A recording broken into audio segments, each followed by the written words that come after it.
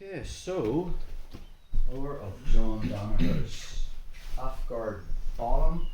You're just playing half guard to go further, faster series.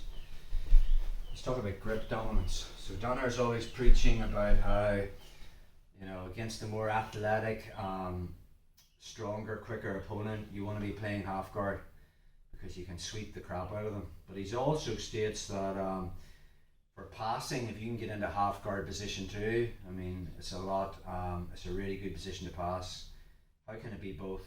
Down to the grips. Whoever dominates the grips. So let's talk about what I want to be doing from a passing perspective. Obviously, Tyrone's on the side. I want to be clearing that knee line or his knee shield. I want to win the underhook, and I can use that to flatten him out.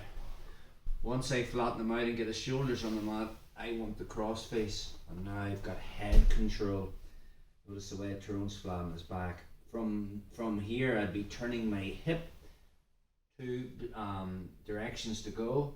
I can start to walk towards my right, Tyrone's left, and start to bring my knee across. Okay.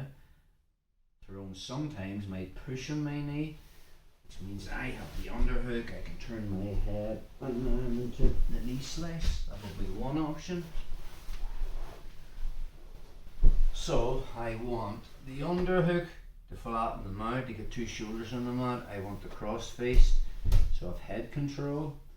Again, I'll turn my hip and my knee will be wedging his hips to control his movement. I can be walking him this way. Let's just say he doesn't push on my knee.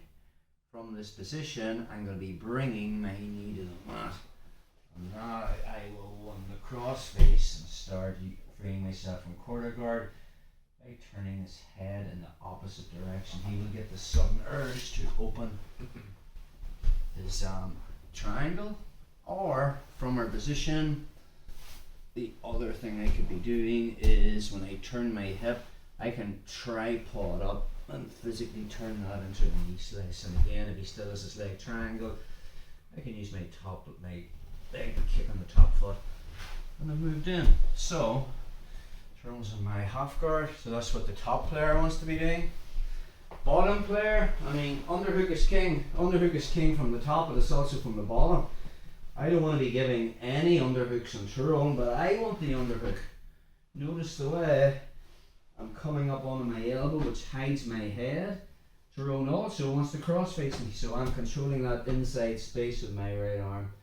And again, from there, my head will be coming up, and I can start to put in the leech hook and come off and start doing all that stuff. So, half guard's really a battle of grips. Whoever makes the dominant grip first and gets into playing their game is going to win.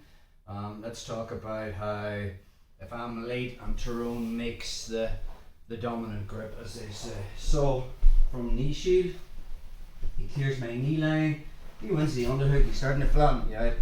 If I can't win the underhook on his right arm with my left, and I can't get inside control with my right on his left, I switch from upper body battle to a lower body battle.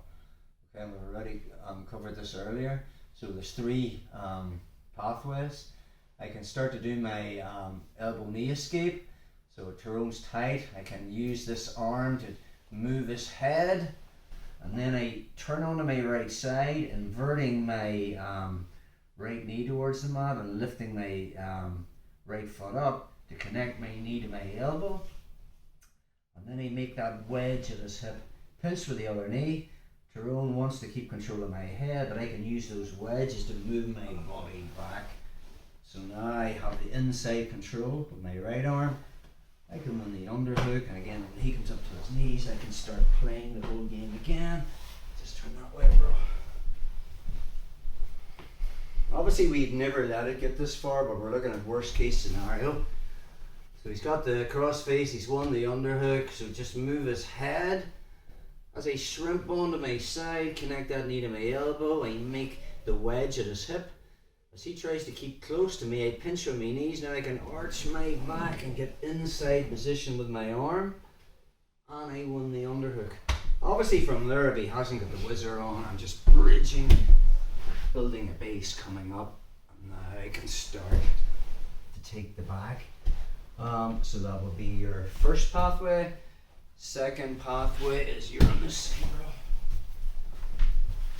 So he clears the knee shield, he wins the underhook, he flattens me out. Just two versions or two ways on the outside Pisushi. I can just bring the soles of my feet together, move my hips, pinch my knees, and now the flaring of my knees towards the mat is either going to sweep Tyrone or he's going to post with his underhook arm. That allows me to win the underhook. And again, I'm bridging, coming up and getting on my side, playing my game. Or if he's really into the movement, okay, and he has the underhook on me, as he turns onto his left side, watch what happens. His right knee comes off the mat. Let's look at how to deal with that.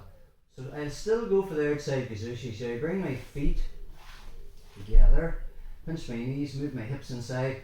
So obviously now on the first attempt, it's not to get him to post with his hand, it's actually getting his knee to the mat.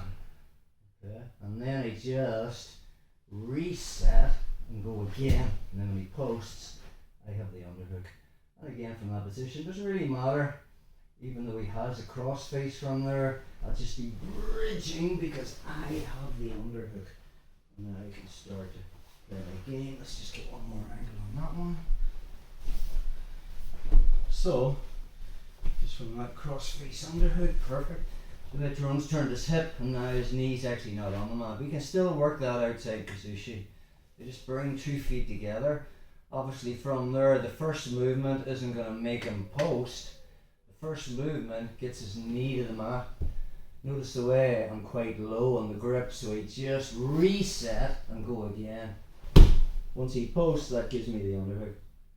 Now from there, I'm turning from my left side to my right side, stretching up, winning the underhook. And then we're back into that dominant grip position from half guard bottom.